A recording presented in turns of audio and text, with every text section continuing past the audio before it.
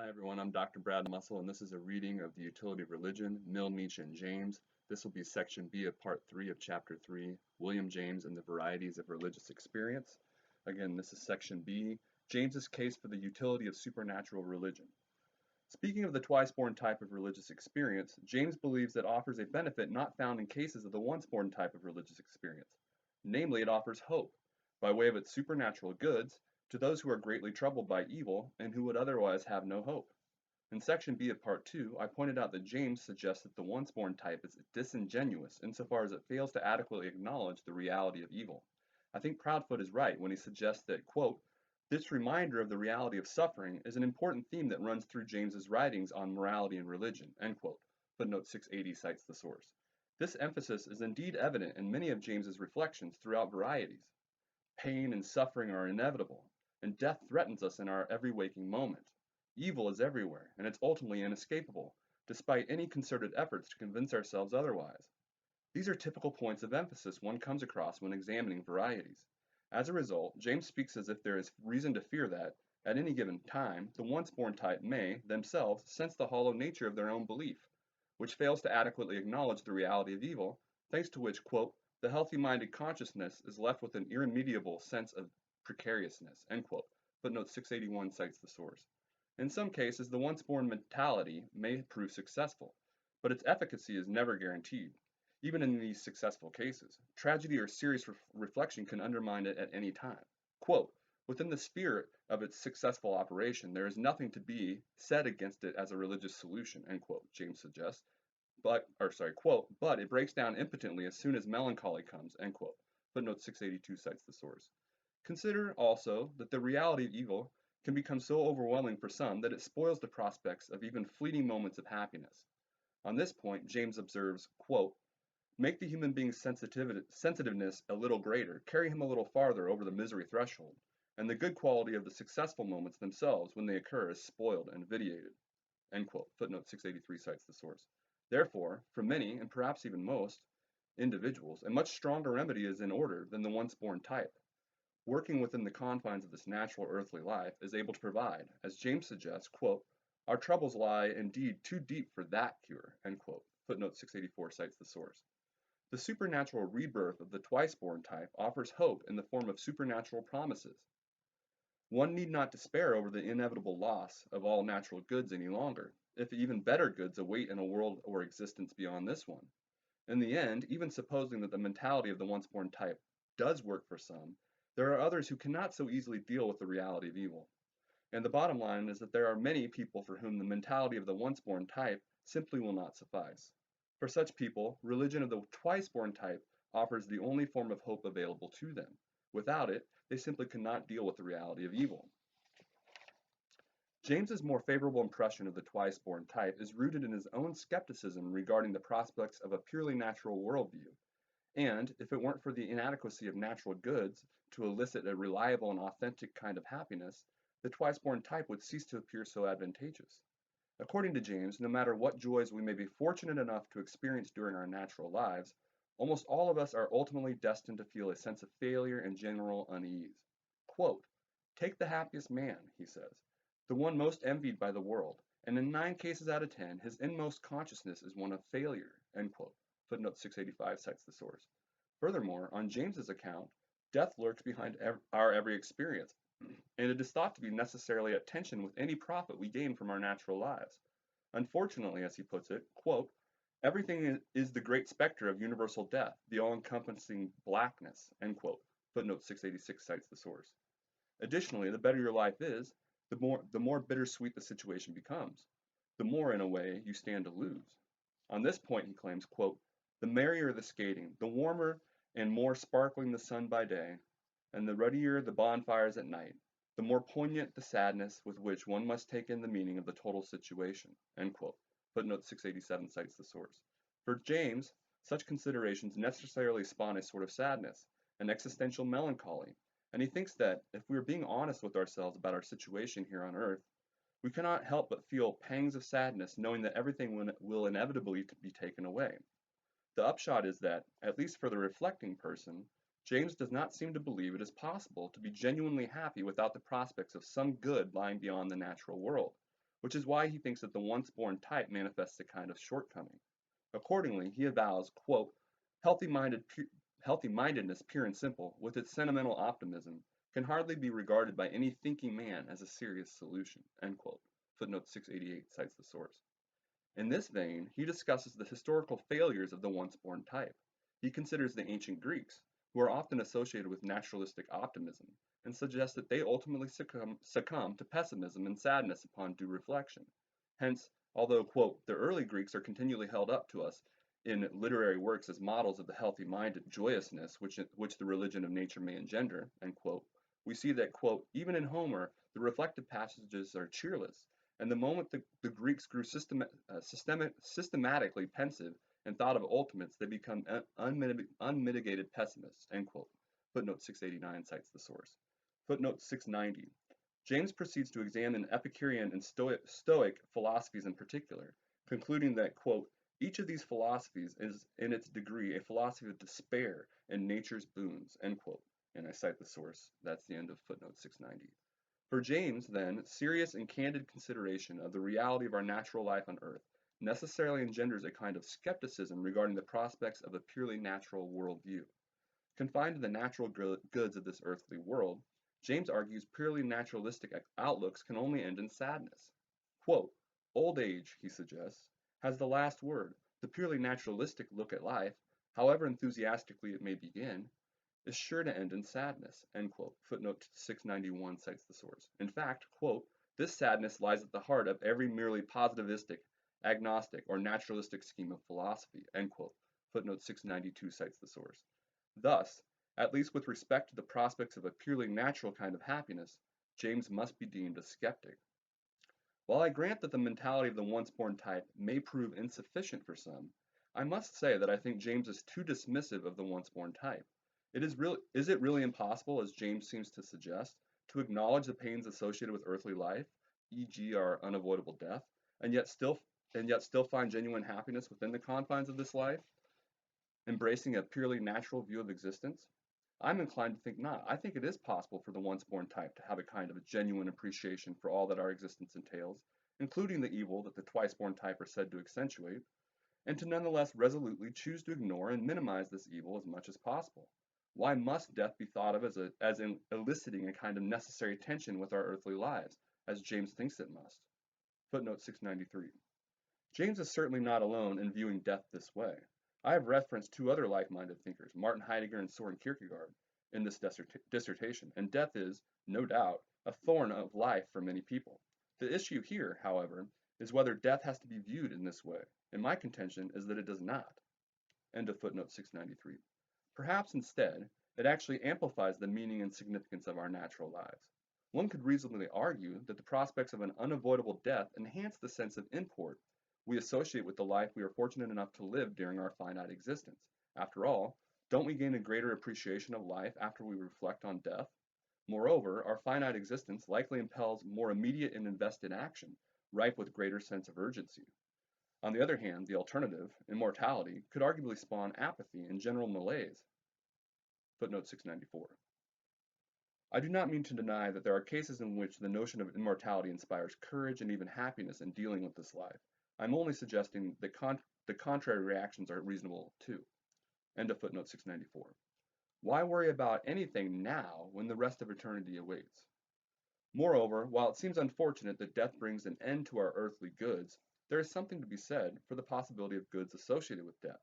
Indeed, it very well might be the case that death brings about its own kind of goods. At the very least, death will bring an end to earthly pain and suffering, which the twice-born type is so apt to dwell on.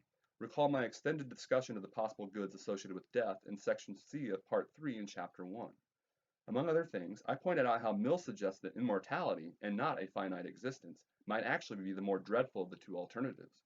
Should death bring this kind of good, and if, as Socrates claims, we have no reason to fear it, then it does not, in fact, seem that rational reflection on our inevitable demise need elicit the kind of despair James associates with it.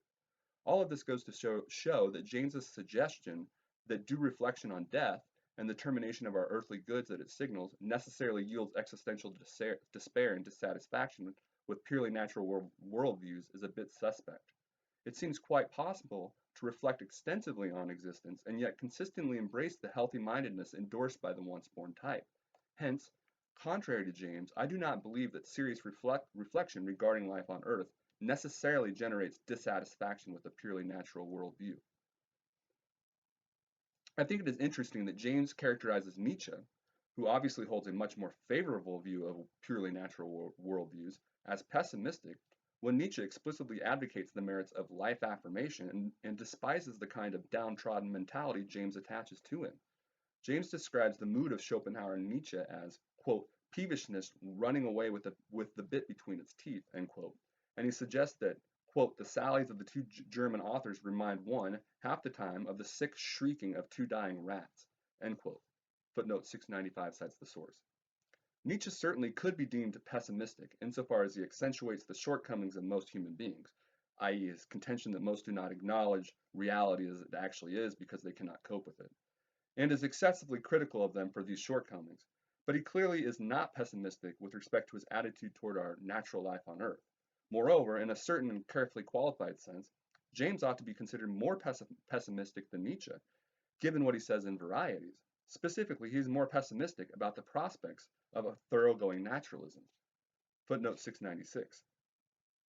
I characterize James's view as more pessimistic here with a bit of caution, as it may seem strange to suggest that James is pessimistic in any respect, given his generally optimistic character and his generally positive pragmatic views of freedom and other philosophical concepts, just as it may seem strange to label Nietzsche an optimist, given his excessively critical analyses. Indeed, in many respects, James is very much an optimist, and some have contended that he is even too optimistic, as I will assert regarding his essentially optimistic depiction of religion. To be clear, I'm not saying that James held a pessimistic view of life, or that his views were generally pessimistic.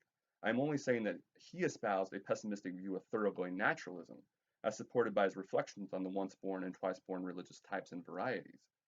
It is a pessimistic view in the sense that he does not think it is possible for a purely natural worldview, like Nietzsche's, to elicit genuine happiness, while others, like myself, maintain that it is. So that's the end of footnote 696.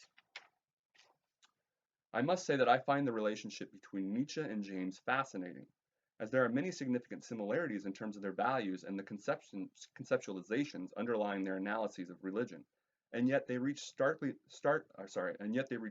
different conclusions regarding its utility.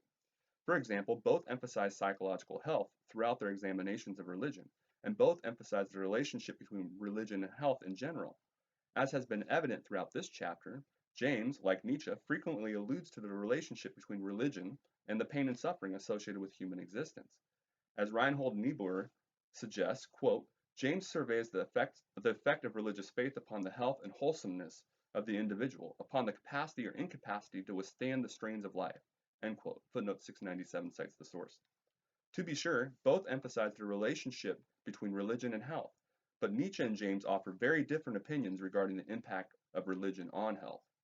While Nietzsche suggests that religions like Christianity only engender misery by dwelling on pain and suffering, see part 4 of chapter 2, James claims that they have quite the opposite effect, instead transfiguring such misery into optimism.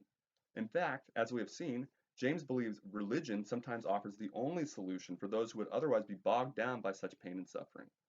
In sum, James suggests that endowing individuals with the ability to take on the strains of life is one of the chief virtues of religion, while Nietzsche gives his readers the impression that religion engenders weak and diseased individuals who cannot and do not accept the realities of their earthly lives, including the dangers and the suffering implicit in them. Although they each value the same things, namely positive and life-affirming attitudes, effects, and individuals, James and Nietzsche completely disagree about whether religion can bring them about. Ultimately, James asserts that religion is fundamentally and essentially positive and regenerative in nature. On James's account, if an individual does not possess the easy optimism of the once-born type, or overcome a kind of existential crisis, which is itself a kind of optimistic outcome, he or she cannot properly be called religious in the first place. Similarly, as we have seen, one who continues to labor in extreme melancholy and pessimism cannot properly be called religious. Instead, religious experience, in both its once-born and twice-born forms, signals a positive and uplifting movement within the soul. In the case of the twice-born religious individuals, a longer gestation period may be required, but the relief comes nonetheless. For James, conversion, by definition, signals a positive transformation of the soul, thanks to which internal discord is eliminated. Hence, religion engenders psychological health, insofar as it helps individuals conquer the reality of pain and suffering and helps them rid themselves of any mental dis-ease arising from this reality. This characterization of religion is clearly at odds with Nietzsche's, as Nietzsche suggests that religion is instead nihilistic, i.e., it negates life and is pessimistic and unhealthy. Indeed, Nietzsche would likely classify most religious individuals as pessimistic and unhealthy, since he thinks that supernatural illusions and other forms of idealism religious individuals espouse are inherently unhealthy psychological practices that betray a deep-seated pessimism regarding life. Recall that, on Nietzsche's account, rather than instill optimism in the course of life, the religious say no to it, and he believes that the resentment laden, presumably unbeknownst to them, in their otherworldly, or unseen as James would say, ideals, and other nihilistic tendencies substantiates their pessimistic undertones and psychological dis-ease. Therefore, rather than offer relief for mental dis-ease, Nietzsche suggests that religion constitutes a kind of mental disease. This divergence in opinion regarding the utility of religion is also evidenced in their contradictory evaluations of religious faith. As I discussed in part 4 of chapter 2, Nietzsche argues that religious faith is a sign of weakness and disease, but James often speaks of the merits of faith. Not only that, he does so in a manner that bears a strange resemblance to Nietzsche's own locution. Accordingly, he describes religious faith as, quote, a force that reinfuses the positive willingness to live, even in full presence of the evil perceptions that erewhile made life seem unbearable, end quote.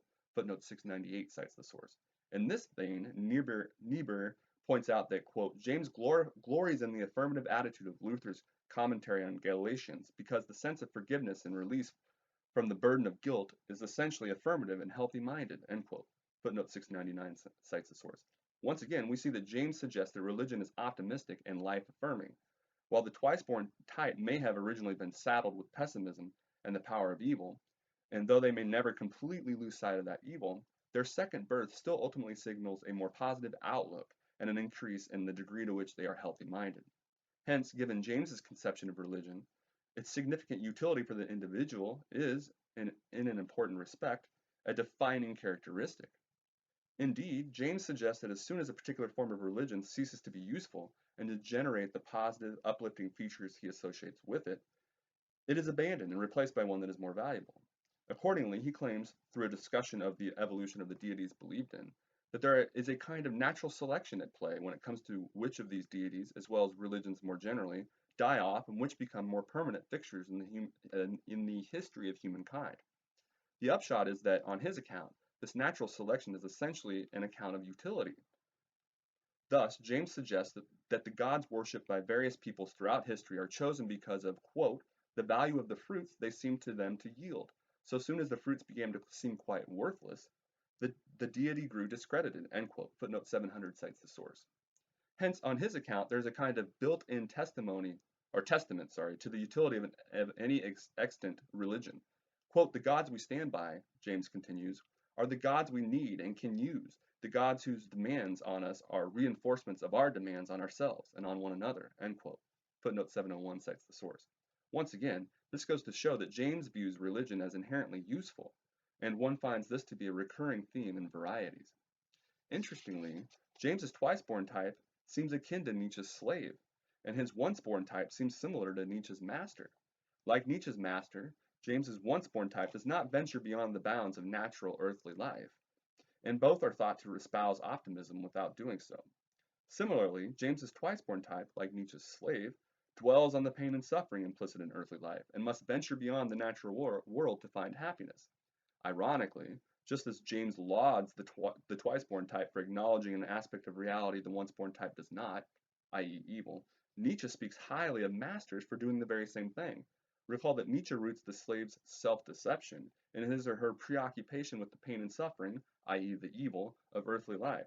This is precisely what James thinks indicates a heightened sense of awareness in the twice-born type. On Nietzsche's account, the slave is consequently compelled to seek a supernatural remedy because he or she is unable to cope with earthly life as it actually is. And it is this supernatural move that reflects the slave's deception and an inadequate view of reality. For James, on the other hand, this process of moving beyond the natural world which we find in his twice-born type and Nietzsche's slave, actually reflects a greater awareness of reality that is found wanting in his once-born type and Nietzsche's master. According to James, the once-born type and Nietzsche's master may be able to confine themselves to purely naturalistic outlook on life, but in doing so, they implicitly deceive themselves about the reality of evil. As we've seen on his account, due reflection on reality renders such a purely natural outlook insufficient and unwanted.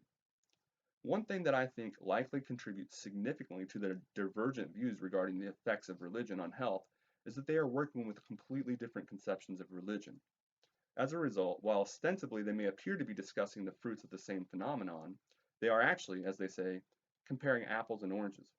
I say this because Nietzsche clearly has the world's most popular supernatural religions, especially as we have seen Christianity chiefly, if not solely, in mind when advancing his criticisms, while James works with a much broader conception of religion, as I detailed in section A of part 2. If he were to employ James's notion of religion, Nietzsche would view it more favorably, since it would arguably include his own naturalistic, life-affirming reaction to life, as well as similar manifestations of the master mentality he would not ordinarily associate with religion.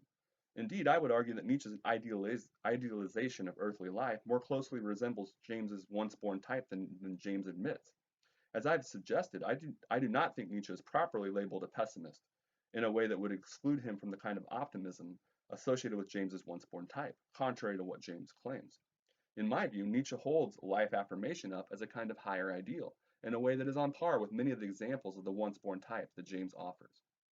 Similarly, I think that one's estimation of religion's optimism will hang on what he or she associates with the term.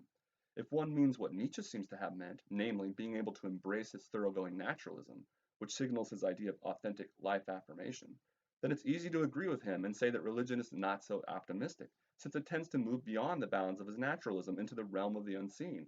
If, however, one means something more along the lines of what James seems to have meant by the concept, where it reflects being able to find peace within one's existence and to avoid existential despair, then it's easy to see why James describes religion as optimistic. I think that their views of health, in turn, hinges on their divergent views of what signals an optimistic or positive character. For Nietzsche, the healthy individual is one who bravely tackles life without recourse to supernatural notions, while for James, the healthy individual is simply one who is able to avoid internal discord and existential crisis. In view of this significant difference in their denotation of such key concepts, it should come as no surprise that Nietzsche and James seem to arrive at such different conclusions regarding the value of religion. I take issue with James's general conception of religion, insofar as he defines it in a manner that renders it necessarily optimistic, much like I took issue with Nietzsche for rendering religion in such a universally negative light. I think he is right to suggest that religious experience tends to be uplifting and positive, but I'm not so sure this holds true in all cases. Surely there are individuals we would be inclined to call religious who are not as content and optimistic about life as James implies they must be in order to be deemed religious. Take, for example, someone who believes wholeheartedly in the prospects of heaven, but who deplores the daily tolls associated with earthly life. Surely there are individuals for whom God is at the center of their affairs, and yet earthly existence is still seen as a kind of ever-present ill that must be dealt with. Such an individual wants nothing more than to get on with what really matters, the good life that awaits him or her in heaven. In the meantime, he or she reluctantly puts up with the plights of his or her own natural existence, wanting nothing more than for this worldly existence to be over. To be sure, this is not a pretty picture, and it seems a bit dubious to call such a life of optimism.